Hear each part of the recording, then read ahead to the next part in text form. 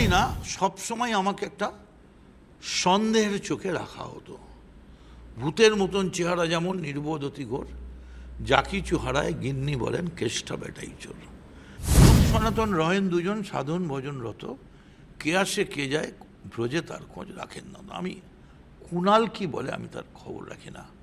মানসিকভাবে আমি খুব ভেঙে পড়েছি। তৃণমূল ছেড়ে চলে যায়নি কোথাও, তৃণমূলেই তো আছি। বিধানসভায় বিরোধী দল ফাঁকা, একা স্পিকার আর শুভেন্দুবাবু বসে রয়েছেন বিজেপি দল। কারণ বিরোধী দলও কিছু নেই। তোমারে যা দিয়েছিল সে তোমারই দান, গ্রহণ করেছ যত, ঋণী তত করেছ আমায়। আজকে আমাদের সঙ্গে এমন একজন রাজনৈতিক ব্যক্তিত্ব রয়েছেন যিনি রাজ্য রাজনীতিতে কালারফুল বলেই পরিচিত। ঠিকই ধরেছেন, আমাদের সঙ্গে রয়েছেন মদন মিত্র। কথা বলবো তার দীর্ঘ রাজনৈতিক ইতিহাস সেই বিষয়। মদনদা, 1998 সালে যখন তৃণমূল কংগ্রেস তৈরি হলো, সেই সময় থেকে 2011 যখন তৃণমূল কংগ্রেস বিরোধী দল, আপনার মূল্যায়ন এবং আপনার অভিজ্ঞতা একটু শেয়ার।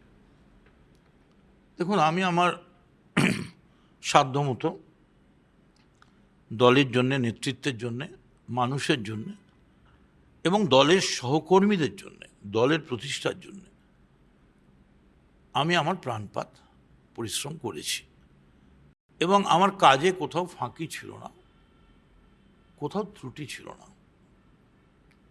কিন্তু সত্যি কথা বলতে কি, এই যে আমি ইন্টারভিউ দিচ্ছি, এই ইন্টারভিউয়ের সুযোগের এর মাধ্যমেই আমি মানুষের কাছে পৌঁছবার চেষ্টা করছি যে কি জানি কেন যত দিন যাচ্ছে মনে হচ্ছে আজ হিসাব মেলাতে গিয়ে দেখি ভুল সবই ভুল, এ খেলা শুধুই ফাঁকি। আমরা মানুষকে ফাঁকি দিচ্ছি, যে যেখান থেকে পারি যেমনভাবে ফাঁকি দিচ্ছি। ভালো তৃণমূল, কালো তৃণমূল, সবুজ তৃণমূল, নীল তৃণমূল, কিন্তু একবারও আমরা বলছি না আমরা কি করেছি। 15 বছরে আমরা কি করেছি। নিশ্চয়ই কিছু কাজ মমতা বন্দ্যোপাধ্যায় করেছেন, কিন্তু আরও ভালো অনেক কিছু করা যেতে পারত। 32,000 কোটি টাকার আমপানের এতগুলো শূন্য হিসেব মেলাবার মতো আমাদের দলের দরকার পড়তো না। ফাঁকি দিয়েছি লোককে। সাধারণ মানুষ বাড়িতে বিয়ে বাড়ি হলেই প্রথম লিস্ট হতো এলাকার নেতা, এমএলএ, এমপি নিমন্ত্রিতের মধ্যে। এখন আমাদের নেমন্তন্ন করতে মানুষ একটু ভীরু। মাধবী, তোমার দ্বিধা কেন? একটু যেন দ্বিধাগ্রস্ত হয়ে পড়ছে। মদনদাকে ইডি ডেকেছে, ডেকেছে, কি হয়েছে? বোলপুরে 150 কোটি টাকার বিয়ে, 115 কোটি টাকার সোনার তাল পাওয়া গেছে, কিন্তু রবীন্দ্রনাথের নোবেলটা ফেরত পাওয়া যায়নি।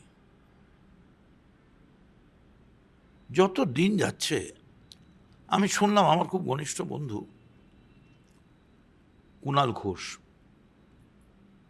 বর্তমানে তৃণমূলের একটা গোষ্ঠীর, যদিও সেটা খুবই গণতান্ত্রিক মূল্যায়নে অত্যন্ত ক্ষুদ্র গোষ্ঠী, কয়েকজন এমএলএ আছেন, তাদের মুখপত্র হয়ে তিনি কিছু বলেছেন আমার এই ইডি বা সেটিং, বিজেপি ইত্যাদি।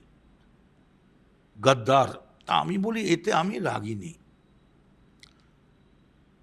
রূপ সনাতন রহেন দুজন সাধন ভজনরত, কে আসে কে যায় ব্রজে তার খোঁজ রাখেন না। আমি কুণাল কি বলে আমি তার খবর রাখি না।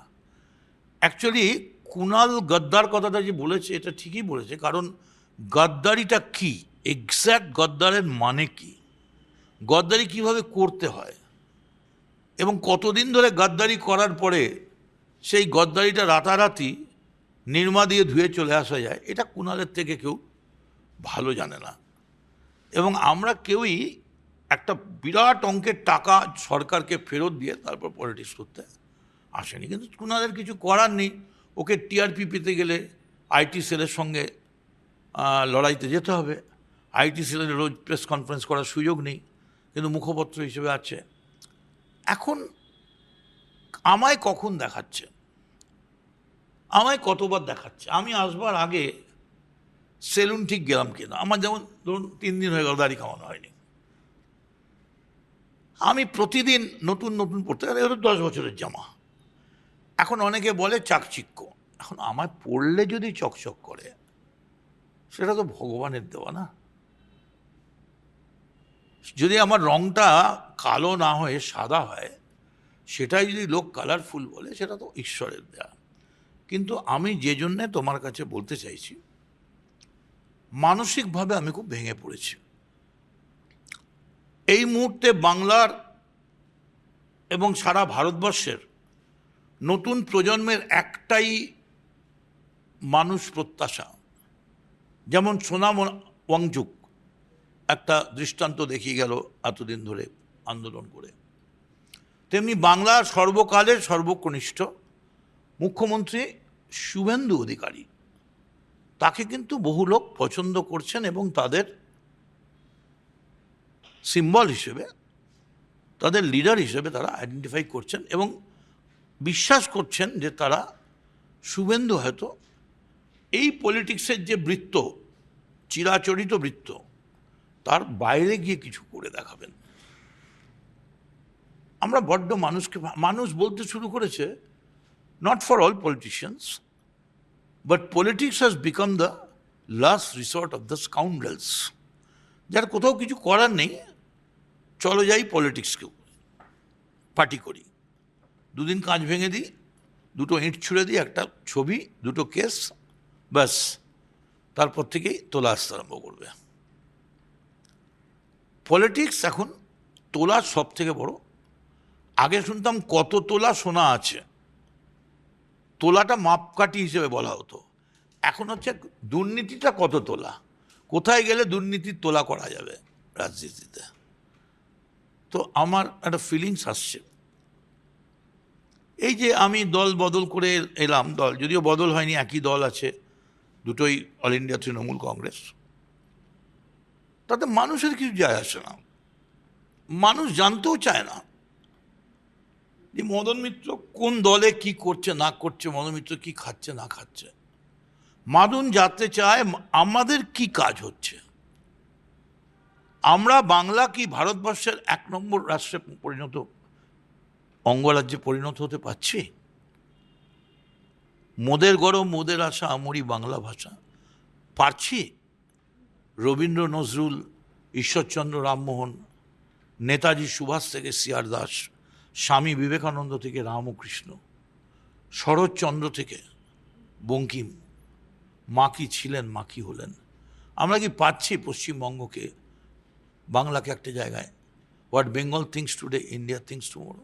এই প্রসঙ্গে আসবো, তার আগে একটা জিনিস জিজ্ঞেস করবো যে এই যে 2011-তে একটা হ্যাবক ম্যান্ডেট নিয়ে তৃণমূল কংগ্রেস সরকারে এলো, মমতা বন্দ্যোপাধ্যায় মুখ্যমন্ত্রী হলেন, 2026 অবধি আপনাদের ম্যান্ডেট নিয়ে কোনো সময় চিন্তা করতে হয়নি, মানুষ আপনাদেরকে সমস্ত ক্ষেত্রে পুরসভা, পঞ্চায়েত, বিধানসভা ভরে ভোট দিয়েছে।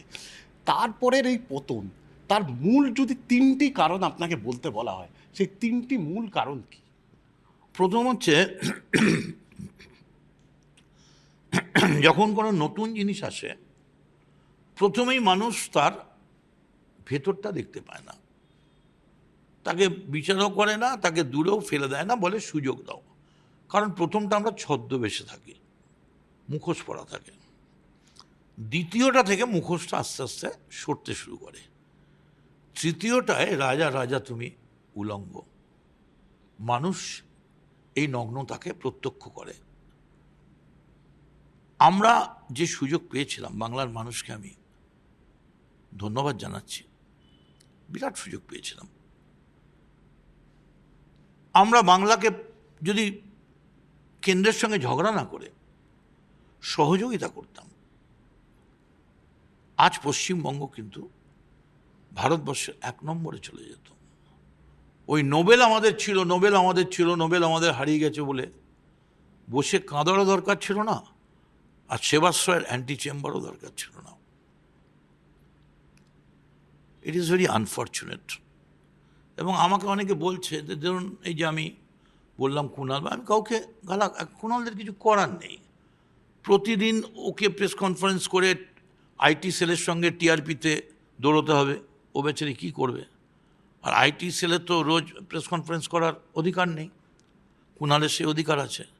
তো তাতেও দেখা যাচ্ছে যে নতুন প্রজন্মের ছেলে মেয়েদের দিকে মানুষের আশা আকাঙ্ক্ষা বাড়ছে। আমি প্রতিদিন আস্তে আস্তে ভেঙে পড়ছি মানসিকভাবে। কেন জানি না, আমার মনে হচ্ছে যে আমিও সবাইকে ফাঁকি দিচ্ছি, আর যাদের আমি ভালোবাসতাম, যাদের আমি ভালোবাসি, যাদের আমি বিশ্বাস করি, যাদের সহকর্মী নেতা হিসেবে প্রাণ পর্যন্ত দিতে প্রস্তুত ছিলাম, তারাও যেন সবাই সবার সঙ্গে কোথাও ফাঁকি দিয়ে খালি কিছু করে ফায়দা তুলে নেওয়ার চেষ্টা করছে। একটা সময় স্লোগান ছিল, কিছু চাই কংগ্রেস আই। সবাই চেষ্টা করছে কত তাড়াতাড়ি কিভাবে থাবা মেরে 150 কোটির বিয়ে করিয়ে নি। It's not true, it's not fair. প্রথম যখন 2011 সরকারেরও আপনি পরিবহন ক্রীড়ার দপ্তরের মন্ত্রী হলেন, কিছুদিন মৎস্য দপ্তর, অনেকেই কিন্তু আপনার সঙ্গে প্রয়াত সুভাষ চক্রবর্তীর একটা তুলনা করে। এই তুলনাটা বা সুভাষ চক্রবর্তী সম্পর্কে আপনার মূল্যায়ন? অ্যাকচুয়ালি সুভাষদার সঙ্গে আমার তুলনা হয় না এই কারণে, না বলছি আমি, সুভাষদা এক টানা প্রায় 3 দশক ফ্রি হ্যান্ড কাজ করার সুযোগ পেয়েছিলেন। আমি কোনোদিনই, আজ বলতে আমার কোনো লজ্জা নেই, মমতা বন্দ্যোপাধ্যায়ের সঙ্গে থেকে একমাত্র 2004 থেকে 2009 তৃণমূলের যে সব থেকে দুঃসময়, যখন আমি তৃণমূল যুব কংগ্রেসের রাজ্যের সভাপতি ছিলাম, সেই সময়টুকু ছাড়া ফ্রি হ্যান্ড পাইনি। কেন জানি না, সবসময় আমাকে একটা সন্দেহের চোখে রাখা হতো। ভূতের মতন চেহারা যেমন নির্বোধ অতি ঘোর, যা কিছু হারায় গিন্নি বলেন কেষ্টা বেটাই চোর। আমি কোনোদিনই কখনো সেই ভালোবাসা, সেই আদর, সেই যত্ন, তার মানে কি মমতা বন্দ্যোপাধ্যায় আমায় কিছুই দেননি? নিশ্চয়ই দিয়েছেন। আমায় এমএলএ করেছেন, মন্ত্রী করেছেন, আমি আমার সাধ্যমতো কাজ করার চেষ্টা করেছি। কিন্তু যদি সত্যি তাই হতো, আজকে তৃণমূলের ভালো আর কালো নিয়ে পশ্চিমবঙ্গ তো তোলপাড় হয়ে কিচ্ছু এসে যায় না। মানুষ এখন অধীর আগ্রহে তাকিয়ে আছে। প্রশ্নপত্র ফাঁস হবে না, বিল পাস হয়েছে। গুন্ডা দমন বিল পাস হয়েছে। তাহলে কি ভবিষ্যতে আমাদের আর টেট, নিট আর দুর্নীতি সার্ভিস কমিশন ফেস করতে হবে না?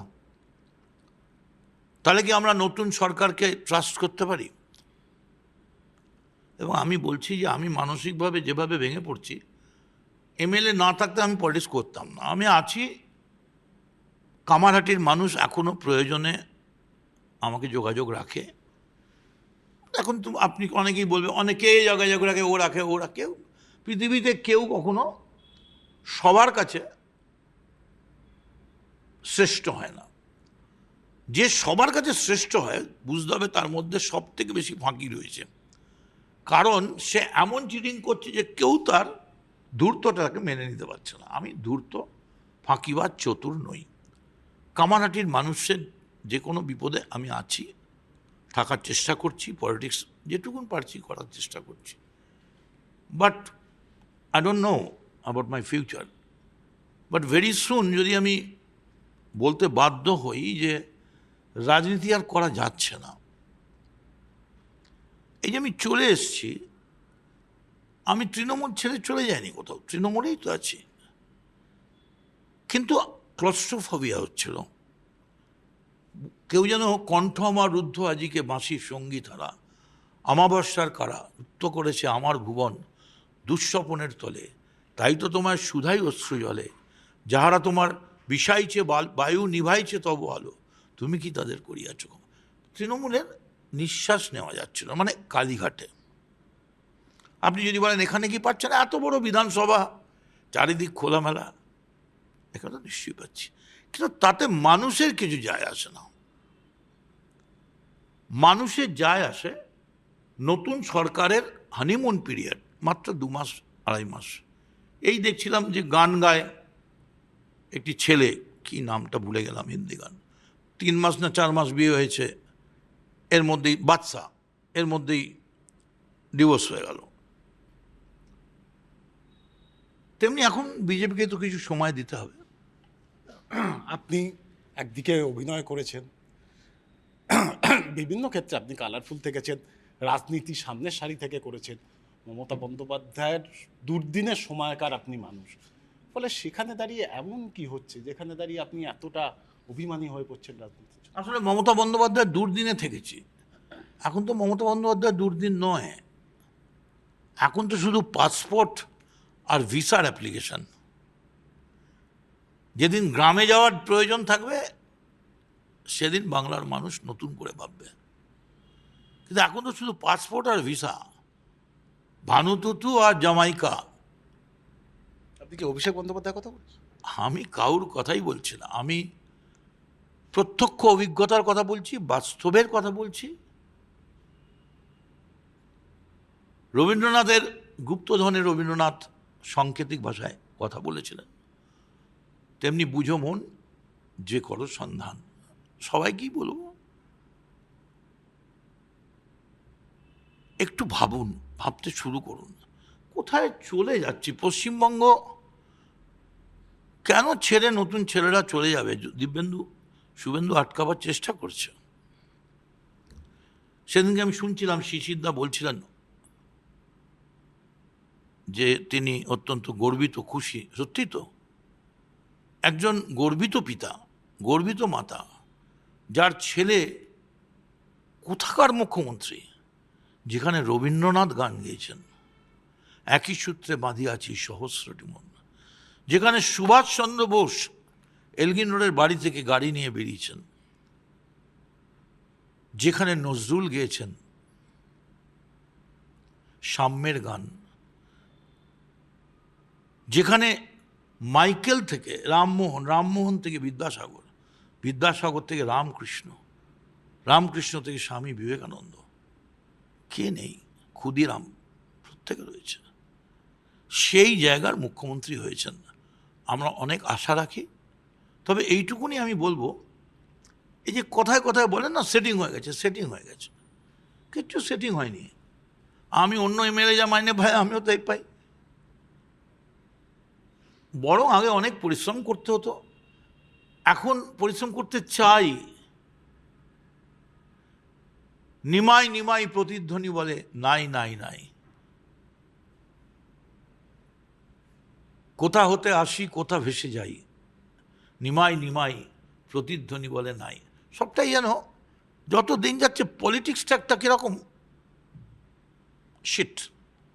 লোকে বলছে পলিটিক্স, পলিটিক্স মানে তো ডিজে বাজবে, আর না হলে কেন্দ্রীয় হোম মিনিস্টারকে বলবে তোকে পিঠের চামড়া তুলে দেবো। আগে বিধানসভায় লাইভ স্ট্রিমিং ছিল না, পাসের জন্য পাগল করতো ছেলেমেয়েরা, এখন লাইভ স্ট্রিমিং চলছে, বিধানসভায় বিরোধী দল ফাঁকা, একা কুম্ভ রক্ষা করে নকল মুদিগর, একা স্পিকার আর শুভেন্দুবাবু বসে রয়েছেন বিজেপি দল, কারণ বিরোধী দলও কিছু নেই। লাইভ স্ট্রিমিং চলছে, ছাত্রছাত্রীরা উৎসাহ দেখাচ্ছে না, আশাটা চলে গেছে মানুষের, আশার জায়গায় দুঃখটা জায়গা ধরে নিয়েছে। শুভেন্দু অধিকারী সম্পর্কে আপনার মূল্যায়ন, আপনি যারা বলছেন, এবং আগামী দিনে পশ্চিমবাংলাকে কি আগের জায়গায় ফিরিয়ে নিয়ে যাওয়ার ক্ষেত্রে শুভেন্দু অধিকারী ভূমিকা নিতে পারে? দেখুন, আমি যদি বলি শুভেন্দু অধিকারী নেতাজি সুভাষের জায়গায় ফিরিয়ে নিয়ে যাবেন, সেটা নিশ্চয়ই সম্ভব নয়। আমি যদি বলি শুভেন্দু অধিকারী রবীন্দ্রনাথ ঠাকুরের সেই জোড়াসাঁকো ঠাকুর বাড়ির জায়গায় নিয়ে যাবেন, সেটা সম্ভব নয়। কিন্তু আজকের দিনে যতটা সম্ভব ততটা শুভেন্দু অধিকারী আপনি করুন। দূর থেকে হলেও আমরা কিছু মানুষ আপনার কাজ পর্যবেক্ষণ করছি এবং আপনাকে সমর্থন করছি। তার মানে এই নয় কিছু পাওয়ার জন্যে, কারণ কিছু পাওয়ার নেই। পর্যবেক্ষণে কোন কোন জায়গাগুলো দেখছেন যে অনেকটা এগিয়ে রয়েছে? সেটা তার সততা, তার রাজনৈতিক সংগ্রাম, তার বয়স এবং তার পরিশ্রম করার ক্ষমতা, বাস্তববোধ। I appreciate Suvendu Adhikari. তবে আমি যদি পলিটিক্স ছেড়ে দিই আশ্চর্য হবেন না, কারণ যত দিন যাচ্ছে আমার মনে হচ্ছে যে কোথাও বোধিবৃক্ষের তলায় গিয়ে দিনে 2 ঘন্টা করে বসতে বোধহয় কিছুটা আত্মশুদ্ধি হবে। এইখানেই একটা জিনিস জিজ্ঞেস করবো মদনদা, যে আপনার মতো কালারফুল সব সময় হাসি খুশি কোনো না কোনো বিষয় নিয়ে আপনি রয়েছেন, যখন আপনি বিধানসভা নির্বাচনে হেরে গেছেন তারপরেও আপনি সিনেমা করছেন বিভিন্ন, সেখানে দাঁড়িয়ে এত অভিমান কোত্থেকে জমছে? আমার এই পাছে সহজে বোঝো, তাই তো এত লীলার ছল। বাহিরে যার হাসির ছটা, অন্তরে তার চোখের জল। আমার কেন জানি না মনে হচ্ছে ভালোবাসার বিশ্বাসের দিনগুলো ফুরিয়ে গেছে। মানুষ এখন আর ভালোবাসে না, বিশ্বাস করে না, সততার সঙ্গে থাকতে চায় না। মানুষ এখন মনে করে কত তাড়াতাড়ি ওই জুলুদান আর টুলুদার পথ অনুসরণ করে বম্বের বলিউডের হিরোকে দিয়ে নাচিয়ে কত তাড়াতাড়ি 150 কোটির বিয়ে করবো আর 15 কোটির একটা সোনার তাল তৈরি করব। আর এটা করতে গেলে কি করতে হবে? তোলাবাজি। আগে আমরা বলতাম কত তোলা সোনা দিল বিয়েতে, আগে তোলাটা হিসেব করা হতো ওজনের হিসেবে। এখন হয়ে গেছে হ্যাঁ রে ওটা কে রে, ওটা তৃণমূলের তোলাবাজ, ওটা কে রে, ওটা অমুক পার্টির তোলাবাজ। এটা বলতে আমি খুব গর্বিত নই, আমি খুব লজ্জিত। কিন্তু বন্ধ হোক রাজনীতির এই ব্যভিচার পাপাচার, প্রতিষ্ঠিত হোক মানুষের শাসন, এবং মানুষ যেন তার নিজের মূল্যবোধকে প্রতিষ্ঠা করতে পারে এমন নেতাদের পেছনে এসে দাঁড়ায়। মদনদা, আমি শেষ একটা জিনিস জিজ্ঞেস করছি, এই সময় দাঁড়িয়ে কোনো কবিতার লাইন আপনার মনে হচ্ছে? তাই কবিতার লাইন এই সময় দাঁড়িয়ে? এই মুহূর্তে একটাই লাইন, আমরা সবসময় বলি যে আমি এই করেছি, আমি ওই করেছি, আমি করেছি। তোমারে যা দিয়েছিল সে তোমারই দান, গ্রহণ করেছো যত, ঋণী তত করেছো আমায়।